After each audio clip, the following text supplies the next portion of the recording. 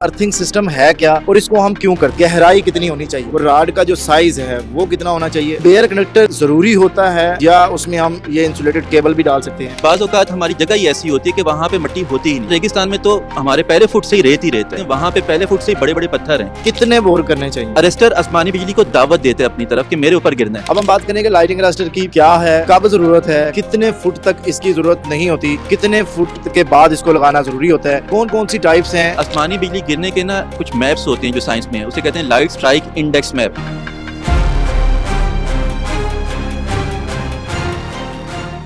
आसमानी बिजली से बचाने वाला आला या इलेक्ट्रिकल अर्थिंग सिस्टम, ये एक ऐसा टॉपिक है जिसमें बहुत से लोगों के बहुत से सवालात होते हैं। तो आज की वीडियो में हम इसी टॉपिक पर बात करेंगे और अर्थिंग सिस्टम के रिलेटेड आपके जितने भी क्वेश्चन हैं हम आपको उनके जवाब देने की कोशिश करेंगे। हमारे साथ जो आज गेस्ट मौजूद हैं, मैं पाकिस्तान में अर्थिंग के रिलेटेड इनको एक्सपर्ट समझता हूँ और हमारे जितने भी क्वेश्चन हैं वो आज अर्थिंग के बारे में होंगे। तो सबसे पहले मैं चाहूंगा सर आप अपना इंट्रोडक्शन करवाएं, फिर मैं अर्थिंग के मुतालिक जो सवाल है वो करूंगा ताकि जो देखने वाले लोग हैं उनको इस वीडियो को देखने के बाद अर्थिंग के रिलेटेड जो क्वेश्चन है उनके वो कंप्लीट हो सके। तो जी सर अपना इंट्रोडक्शन कराइएगा। जी मुदस्सिर साहब बहुत शुक्रिया। मेरा नाम फवाद बेग है, हमारी कंपनी है यूनिकॉर्न एनर्जी सिस्टम्स के नाम से पाकिस्तान में, और मैं वैसे इलेक्ट्रिकल इंजीनियर हूँ, पाकिस्तान से पढ़ा हुआ, और स्पेशलाइजेशन यानी कि मैं जो स्पेशलिस्ट हूँ वो इलेक्ट्रिकल अर्थिंग और ये जो लाइट अरेस्टिंग के सिस्टम डिज़ाइन होते हैं पूरे के पूरे, इसमें मैं आप समझने स्पेशलाइज्ड हूँ। तो इंशाल्लाह कोशिश करेंगे आपके सवालों के जवाब दें। सबसे पहले चाहूंगा कि आप मुख्तसर अल्फाज में सिर्फ देखने वालों को ये बता दें कि ये इलेक्ट्रिकल अर्थिंग सिस्टम है क्या और इसको हम क्यों करते हैं। मुख्तसर अल्फाज में इसलिए कि हम बाकी जो टेक्निकल डिटेल है उसको भी हम फिर डिस्कस करें। जो अर्थिंग सिस्टम है ना, आसान अल्फाज में अगर मैं बताऊँ, चाहे वो फैक्ट्रियों की बात हो चाहे वो घर की बात हो, तो आपके बहुत सारे मुख्तलिफ इलेक्ट्रॉनिक्स के आलात होते हैं। जिस तरह सोलर के लिए मुदस्सिर साहब बहुत सारा काम करते हैं, इसमें सोलर इन्वर्टर्स होते हैं, घरों में AC लगे होते हैं। तो बहुत सारे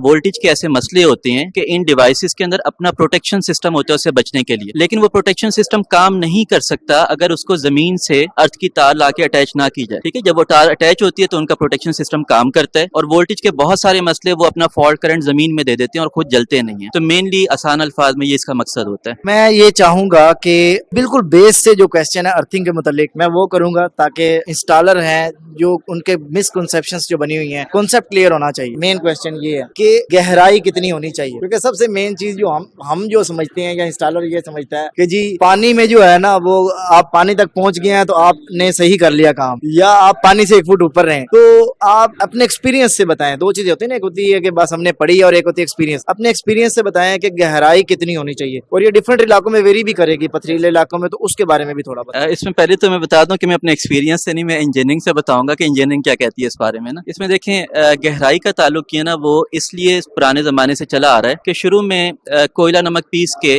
अर्थिंग में डाला जाता था, अभी भी डाला जाता है, और कोयले नमक को पीस के जब यूज करते हैं अर्थिंग में, उसकी मजबूरी ये होती है कि वो काम नहीं करता जब तक नमी ना हो। ठीक है, इसलिए पुराना कॉन्सेप्ट ये चला आ रहा है कि बोर वहां तक करना है जहां तक नमी हो। लेकिन अब मसला ये होता है कि हम तो पंजाब में बैठे हैं, इस वक्त बात कर रहे हैं लाहौर में, फर्ज करें कि हम मरी के किसी पहाड़ पे हैं, तो वहां पे हम कितना बोर करेंगे कि नमी निकल आए, जो कि मुमकिन नहीं है। इसी तरह रेगिस्तान हो गया, थलका रेगिस्तान, गवादर का एरिया हो गया, और दूसरे मुल्कों की बात करें तो आप अगर मिडल ईस्ट चले जाएं तो नमी मुमकिन नहीं होती। इसका मतलब इंजीनियरिंग से नमी का ताल्लुक नहीं है, बेसिकली ये हमारा लोकल कॉन्सेप्ट है कि नमी तक जाना है। ठीक है, वो पुराना कॉन्सेप्ट चला आ रहा है। इंजीनियरिंग सिर्फ ये कहती है कि आपने बोर जो है वो मिट्टी के अंदर अंदर कोशिश करनी है बोर करें। हाँ, अब अर्थिंग में नमी थोड़ा सा मुफीद होती है, लेकिन वो नमी जमीन से लेने के बजाय इंजीनियरिंग ये कहती है कि आप केमिकल से उसे पूरा करें, ताकि आपका नमी का कहीं है नहीं है इसको हम खत्म कर दें बात को ना। चाहे पहाड़ हो चाहे रेगिस्तान हो, वो केमिकल उसको पूरा करेगा, ना कि जमीन की नमी। ठीक है, तो इसके लिए मुख्तलिफ केमिकल्स होते हैं। मसलन रेगिस्तान में जो केमिकल काम करते हैं वो डिफरेंट होते हैं, आपको ये मुख्तलिफ केमिकल्स नजर आ रहे हैं, ये भी केमिकल रॉड है। जो पहाड़ी इलाके में वो कोई और केमिकल बेहतर काम करेगा, मैदानी इलाके जहाँ मट्टी है वहाँ पे कोई और केमिकल काम करेगा। तो गहराई का आसान आंसर ये है कि हम जब बोर शुरू करते हैं जमीन में पहले हमेशा ऊपर मिट्टी होती है, फिर रेत होती है, और रेत के अंदर जाके पानी होता है। तो बोर सिर्फ मिट्टी के अंदर अंदर करना चाहिए, ये होती है बेहतरीन अर्थिंग।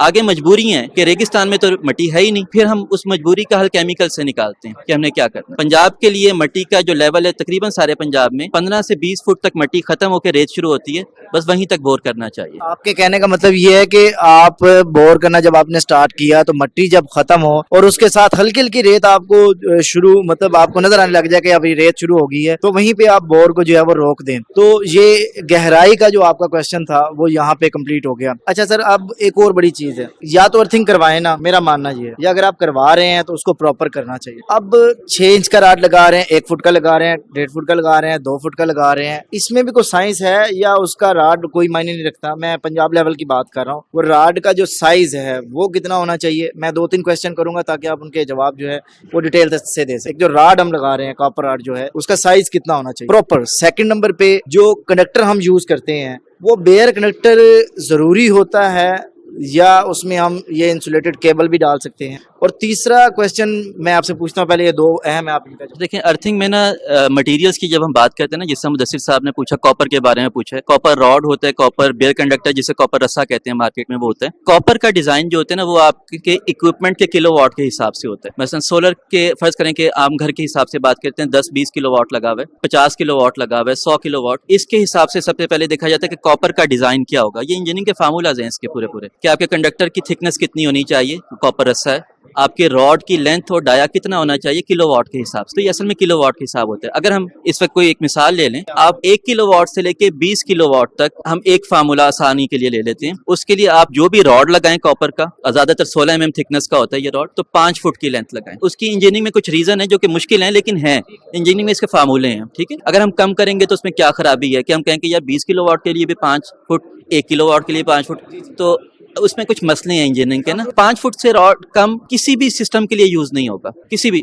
हाँ, इससे बढ़ेगा, जब 20 किलोवाट से सिस्टम बढ़ जाएगा तो इसकी लेंथ बढ़ेगी, इसका डायामीटर बढ़ेगा। इसी तरह 20 किलोवाट तक के सिस्टम के लिए कोई भी हो, जो कॉपर रस्सा जाएगा वो 16 mm स्क्वायर का जाएगा, ठीक है। उसकी भी मुख्तलिफ इंजीनियरिंग में वजूहात हैं, फार्मूला है कि क्या मसला है इसका, ठीक है, लेकिन ये इंजीनियरिंग के जवाब आते हैं। अच्छा, एक क्वेश्चन जो उसको आप तो डिटेल से बताइएगा कि हम केबल तो यूज नहीं ना करेंगे ना, बेयर कनेक्टर। देखिए, जो भी चीज जमीन में जा रही है ना, आपकी कॉपर रॉड है या कॉपर रस्सा है, उसको सबसे ज्यादा बेहतर ये कि वो मिट्टी के साथ टच होनी चाहिए, ठीक है, वो उसका परफॉर्मेंस उतनी बेहतर होती जाएगी। हम अगर इंसुलेटेड केबल डालेंगे तो आपका रॉड तो मिट्टी से टच हो रहा है, केबल नहीं टच हो रही, तो वो वाला फायदा जो केबल के टच होने से आ सकता है वो नहीं आएगा। तो आसान अल्फाज में, जमीन के नीचे हमेशा बेयर चीजें होंगी, जमीन से ऊपर इंसुलेटेड चीजें होंगी। मैंने जैसे कि बताया कि मैं बिल्कुल एक नीचे लेवल पे जो क्वेश्चन है मैं वो करूंगा ताकि देखने वालों के तमाम कॉन्सेप्ट क्लियर हो। इसमें एक सर हम ट्रेंड देखते हैं, मुख्तलिफ जगह पर हम अर्थिंग देखते हैं, बल्कि एक जगह हमने सिस्टम इंस्टॉल किया तो उन्होंने कहा जी आपकी ये अर्थिंग जो है वो ठीक नहीं हुई। तो मैंने कहा कि जी क्या ऐसा है? उन्होंने कहा जी प्रॉपर अर्थिंग का तरीकेकार ये होता है कि आप बोर करके, जैसे वाटर पंप के साथ एक पाइप 4 इंची का है ना, आप वो 4 इंची का प्लास्टिक का पाइप डालें,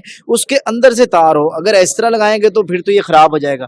तो वो पाइप डालना जरूरी है या नहीं जरूरी, या उसको मिट्टी से दफन करना? थोड़ा सा इसके बारे में बताएं। इस सवाल में ना मैं थोड़ा सा एक चीज और क्लियर कर दूं। देखें, जमीन में जब मैं पहले भी बोला कि फॉल्ट करंट इक्विपमेंट से जमीन में जाता है, तो सवाल ये कि वो जाता कहाँ है, जमीन के अंदर क्या चीज है कि कहाँ चला जाता है। तो सादा सा इसका जवाब ये कि आपके घर के जितने भी इक्विपमेंट है, इंडस्ट्रियल इक्विपमेंट है, वो वापडा के ट्रांसफार्मर से कहीं ना कहीं लिंक है, उधर से तार आ रही है, तो आपका जमीन में करंट जाके उस ट्रांसफार्मर तक वापस जाना होता है। इसीलिए उस ट्रांसफार्मर की एक तार जमीन में आप देखें वो भी अर्थ हुई होती है, वो इसीलिए हुई होती है कि आपका करंट वहां तक पहुंच सके। अब इसके लिए हम देखें, मैं आपको पहले भी कहा कि जितनी भी जमीन के अंदर चीजें ना वो बेयर कंडक्टर होनी चाहिए, ताकि हर जगह से वो जमीन से टच हो रही हो और वो करंट आसानी से ट्रांसफार्मर की तरफ चल के जा सके। अगर फर्ज करें कि मैं इंसुलेशन ऐड कर दूं, जिस तरह आपने पाइप की बात की, प्लास्टिक का पाइप है वो इंसुलेशन है, उसके दरमियान में हवा है वो इंसुलेशन है, इसका मतलब उतनी जगह से करंट जमीन में एंटर नहीं हो सकता। अब वो सिर्फ कॉपर रॉड थोड़ा सा टच हुआ है जमीन से, सिर्फ वहां से जमीन में करंट जाएगा और वो ट्रांसफार्मर तक जाएगा। यानी सर के कहने का मतलब ये है कि आपने वो पाइप वगैरह नहीं लगाना। अगर आपने पाइप लगा लिया तो इसकी मिसाल ऐसे है कि जैसे आपने कोई इंसुलेटेड कंडक्टर यानी केबल लगा ली। तो इसका बेहतर तरीकेकार जो अभी जो चीज मैंने मुख्तसर अल्फाज में अगर आपको बताऊं, तो जो बेयर कनेक्टर आप लगा रहे हैं,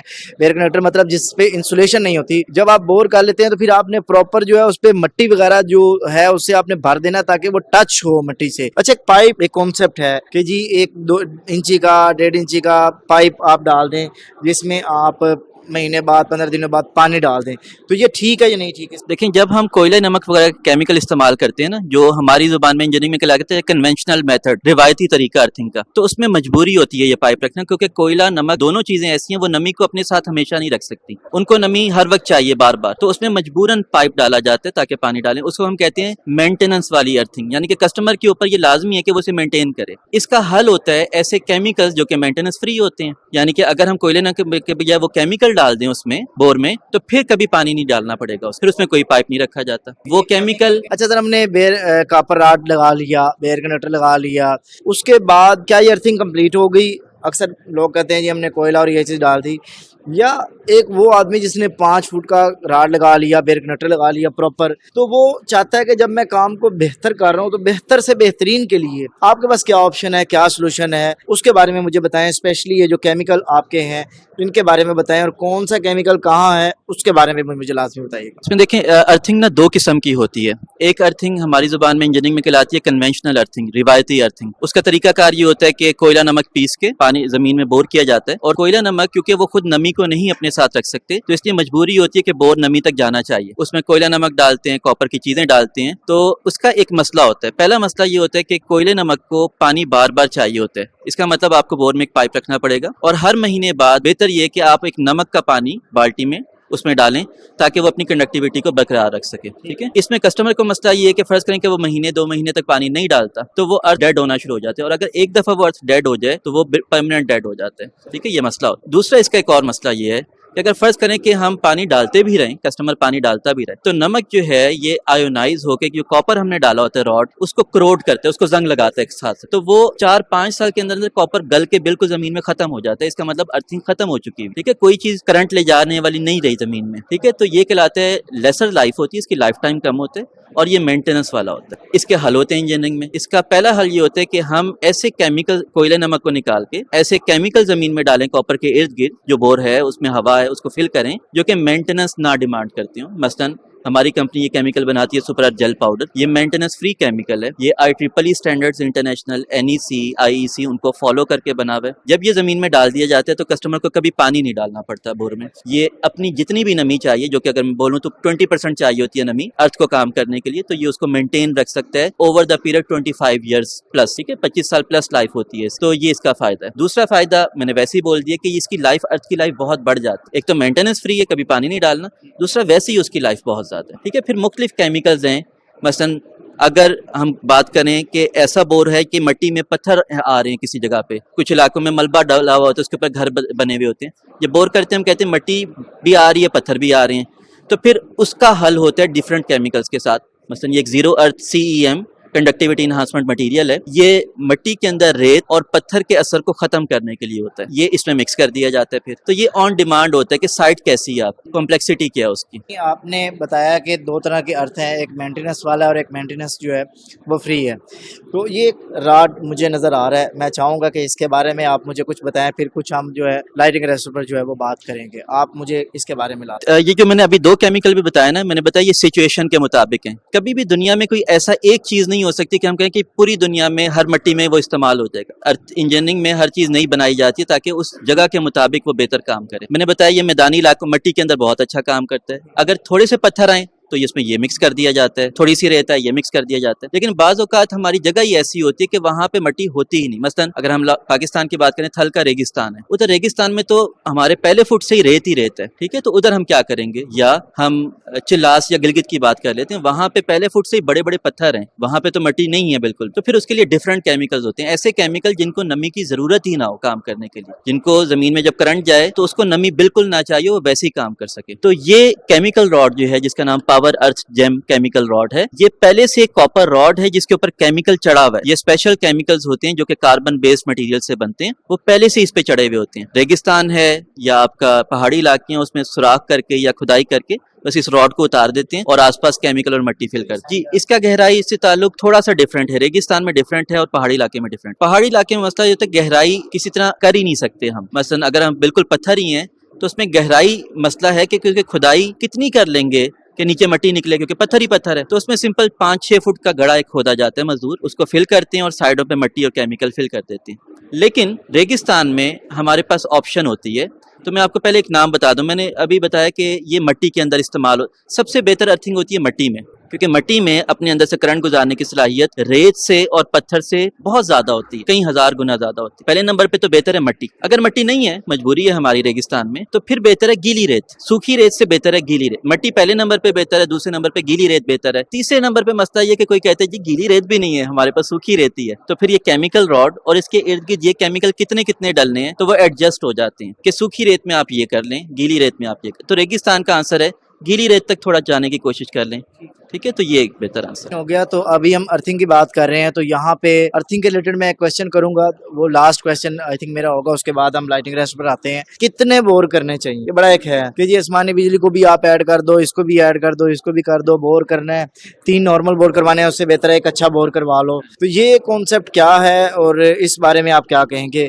क्वांटिटी, अगर हम नेट मीटरिंग सिस्टम करवाते हैं उस बारे में, और अगर कोई बंदा सोलर से हट के बात करता है, वो कहता है मुझे सोलर नहीं, मैं वैसे घर में सेफ्टी के लिए चाहता हूँ, तो फिर उसको कितने बोर करवाने होंगे? इसका जवाब जो है ना वो बेहतर ये है कि हम ये देखें कि अगर सोलर की हम बात शुरू करते हैं कि इसमें ना मुख्तलिफ किस्म के करंट्स होते हैं। जब हम सोलर पैनल्स की बात करते हैं वो डीसी करंट्स होते हैं, ये इंजीनियरिंग का एक लफ्ज है डीसी करंट्स। जब हम वापडा की बात करते हैं वो एसी करंट्स होते हैं, ऑल्टरनेटिंग करंट्स होते हैं। इसी तरह जो आसमानी बिजली है वो एक डिफरेंट किस्म के करंट का नाम है, वो बादलों से आ रही है, जमीन में जाना चाह रही है। तो जब ये करंट की टाइप चेंज होती है ना, तो हमें एक डिफरेंट अर्थ चाहिए होता है। बेसिकली हम इन डिफरेंट टाइप को एक अर्थिंग से ज्वाइन नहीं कर सकते, करेंगे कुछ मुख्तलिफ मसाइल आएंगे। मसलन अगर हम कहते हैं कि सोलर सिस्टम में हमने सोलर प्लेट्स का जो फ्रेम है जिसे हम डीसी अर्थिंग से ज्वाइन करते हैं, और जो इन्वर्टर है जो वापडा के साथ अटैच है, उनको एक ही तार से ज्वाइन कर दें, तो इसका मतलब हमने डीसी करंट की चीजों को और एसी करंट की चीजों को एक अर्थ दे दिए। उससे आपके जो इन्वर्टर के फॉल्ट्स हैं वो बढ़ने के चांस होते हैं, कम होने के बजाय। वो बजाय इसके क्या फायदा हो, वो नुकसान होने के चांस होते हैं। जो इंजीनियरिंग के स्टूडेंट है उनके लिए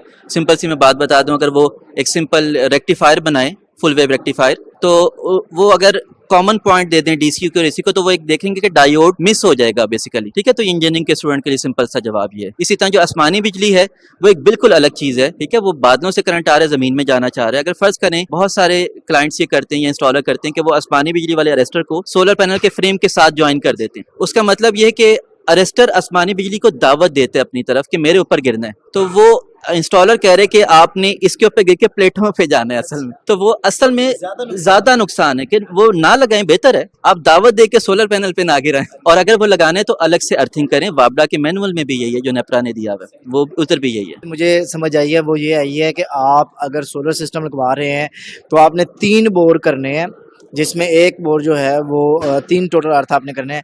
लाइटिंग रेस्टर के लिए अलग, टोटली अलग होना चाहिए, एसी के लिए और डीसी के लिए जो है ये होना चाहिए। अक्सर हम कहते हैं एसी डीसी कॉमन कर दो, लाइटिंग रेस्टर लगा दो, तो एक उसके लिए कर दो, तो वो भी बेहतर है कि आप तीनों सेपरेट करें।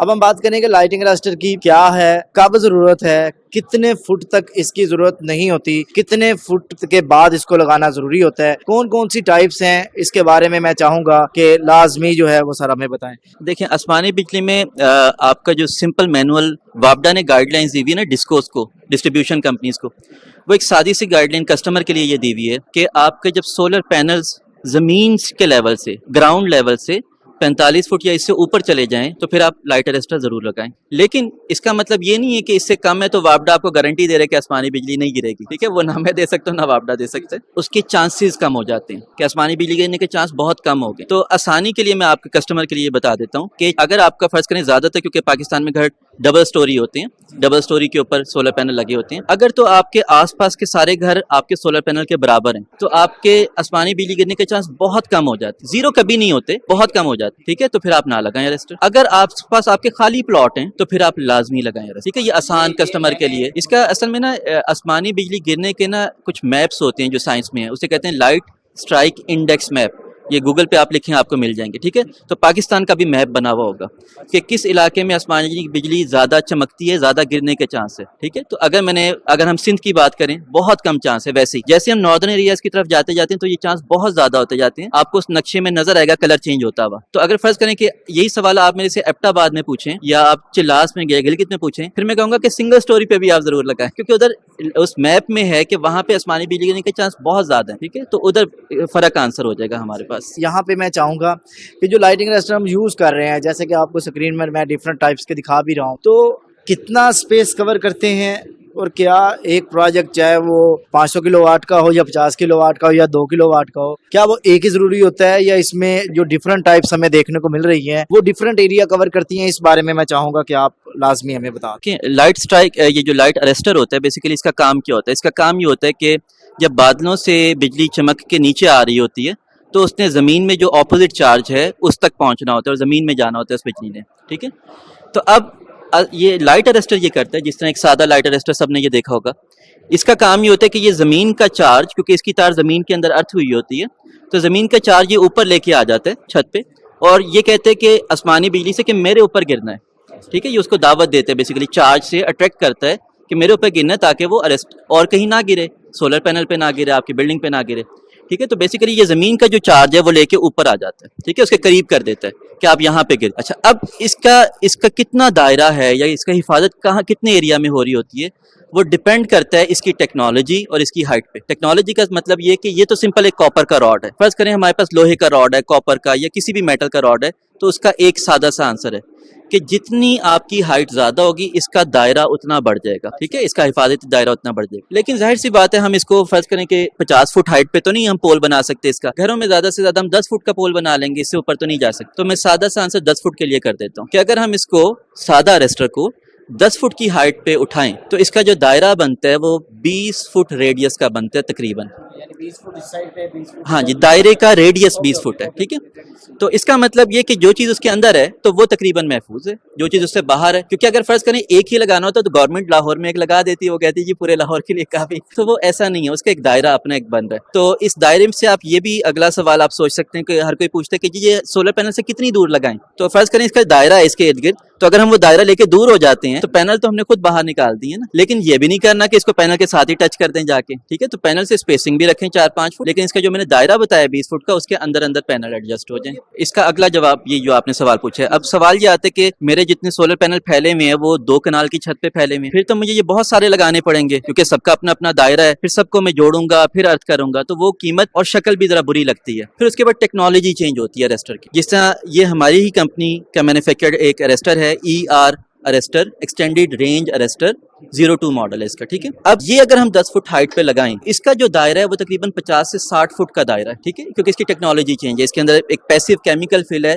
जो चार्ज बेहतर तरीके से एयर में टर्मिनेट कर सकता है, उसको दावत दे सकता है, इसलिए इसका दायरा बढ़ गया बेसिकली, ठीक है। तो ये एक काफ़ी होगा। अब बहुत सारे प्रोजेक्ट्स इंडस्ट्रियल होते हैं, 100 किलोवाट होते हैं, ठीक है, कई कनालों पे फैले होते हैं, एकड़ पे फैले होते हैं, तो उधर तो फिर ये भी बहुत सारे लगाने पड़ेंगे। तो फिर एक नई टेक्नोलॉजी आती है जिसे कहते हैं ESE arrester, early streamer emission arrester. ये एक शक्ल है, इसके अलावा बहुत सारी कंपनीज डिफरेंट शक्ल बनाती हैं। अर्ली स्ट्रीमर एमिशन मसलन अगर हम इस मॉडल की बात करें, अगर हम ये 10-12 फुट हाइट पे उठाएं तो इसका जो प्रोटेक्शन का दायरा है वो, अगर मैं एरियाज में बोलूं तो वो 50 कनाल बनता है सिर्फ एक से, ठीक है। तो ये डिपेंड करता है कि आपकी सिचुएशन क्या है, उसके मुताबिक मुख्तलिफ टेक्नोलॉजीज हैं इंजीनियरिंग में जो उसको कवर कर रही होती है। तो बहुत सी चीज़ें जो है वो हमने यकीनन अर्थिंग के बारे में और लाइटिंग अरेस्टर के बारे में हमने देख ली। अच्छा सर, हमारी जो ऑडियंस है उसमें ज़्यादातर जो है वो इंस्टॉलर्स हैं, दुकानदार हैं और कस्टमर्स भी हैं, तो अच्छी चीज़ है, अच्छी चीज़ जितनी फैले वो बेहतर होती है। तो यहाँ मैं ये चाहूँगा कि जितना हमने डिटेल से सारी चीज़ों को शेयर की है, तो मेरी दिली ख्वाहिश है कि जिस तरह मेरा पैगाम मेरे यूट्यूब चैनल के थ्रू पूरी दुनिया में जा रहा है, ये प्रोडक्ट से लोग भी मैक्सिमम पूरे पाकिस्तान में फ़ायदा हासिल करें।